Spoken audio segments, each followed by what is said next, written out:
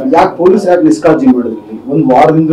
ಯಾಕಂದ್ರೆ ಬಸು ಇಲ್ಲ ಅದೇ ಹೇಳ್ತಾ ಇರೋದು. ಅವರು ಸ್ಟೇಷನ್ಗೆ ಬಂದಿದ್ದಾರೆ, ಹೌದು, ನಮ್ಮ ಹತ್ರನೂ ಫುಟೇಜ್ ಇದೆ, ಬಂದಿದ್ದಾರೆ.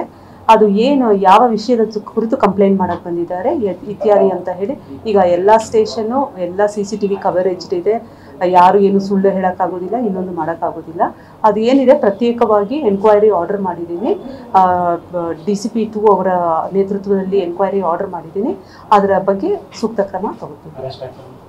ಇನ್ನೂ ಆಗಿಲ್ಲ, ಸದ್ಯದಲ್ಲಿ ನಾವು ಅರೆಸ್ಟ್ ಆದ ತಕ್ಷಣ ನಿಮಗೆ ಇನ್ಫಾರ್ಮೇಶನ್ ಶೇರ್ ಮಾಡ್ತೀವಿ.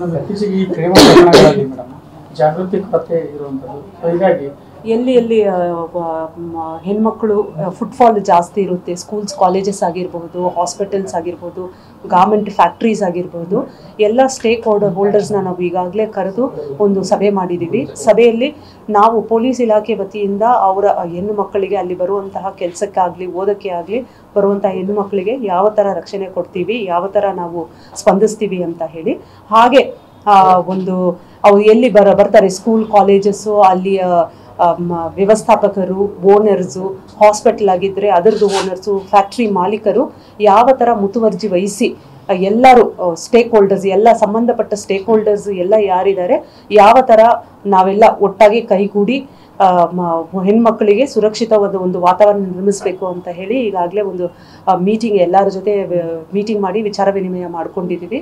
ಅದರ ಬಗ್ಗೆನೂ ಕ್ರಮ ವಹಿಸ್ತಾ ಇದ್ದೀವಿ. ಬಹಳಷ್ಟು ಹೆಣ್ಮಕ್ಳು ಆತ್ಮಸ್ಥೈರ್ಯ ಬಹಳಷ್ಟು ಕಳ್ಕೊತಿದ್ದಾರೆ ಮೇಡಮ್. ಹೆಣ್ಮಕ್ಳು ಅವ್ರಿಗೆ ಧೈರ್ಯ ತುಂಬೋದು ಕೆಲಸ ಮಾಡ್ತೀವಿ ಅಲ್ಲ, that is what I said. ಅಲ್ಲ, ಆಲ್ರೆಡಿ ಅದರದ್ದೊಂದು ಪ್ರೋಗ್ರಾಮ್ ಮಾಡ್ಕೊಂಡಿದ್ದೀವಿ. ಮಾಡಿ ಎಲ್ಲ stakeholders, schools college principals, factory owners, ಹಾಸ್ಪಿಟಲ್ಸಲ್ಲಿನೂ ಹೆಣ್ಮಕ್ಳು ಜಾಸ್ತಿ ಕೆಲಸ ಮಾಡ್ತಾರೆ. ಎಲ್ಲೆಲ್ಲಿ ಹೆಣ್ಮಕ್ಳು ಬರೋದು ಹೋಗೋದು ಜಾಸ್ತಿ ಇರುತ್ತೆ ಅಂಥವ್ರನ್ನೆಲ್ಲ ಕರೆದು ಅವ್ರ ಕಡೆಯಿಂದ ಅವ್ರು ಏನೇನು ಕ್ರಮ ಜರುಗಿಸ್ಬೋದು, ನಾವು ಯಾವ ಥರ ಅವ್ರಿಗೆ ಸಹಕಾರ ಕೊಡ್ತೀವಿ, ನಾವು ಅವರು ಎಲ್ಲರೂ ಸೇರಿ ಯಾವ ಥರ ಒಂದು ಸುರಕ್ಷಿತ ವಾತಾವರಣವನ್ನು ನಿರ್ಮಿಸ್ಬೋದು ಅಂತ ಹೇಳಿ ಈಗಾಗಲೇ ಸಭೆಯನ್ನು ಮಾಡಿದ್ದೀವಿ. ನಾವು ವಿಚಾರ ವಿನಿಮಯ ಮಾಡ್ಕೊಂಡಿದ್ದೀವಿ. ಪ್ಲಸ್ ಅದರ ಬಗ್ಗೆ ಇನ್ನೂ ಹೆಚ್ಚಿನದಾಗಿ ಕ್ರಮ ವಹಿಸ್ತೀವಿ.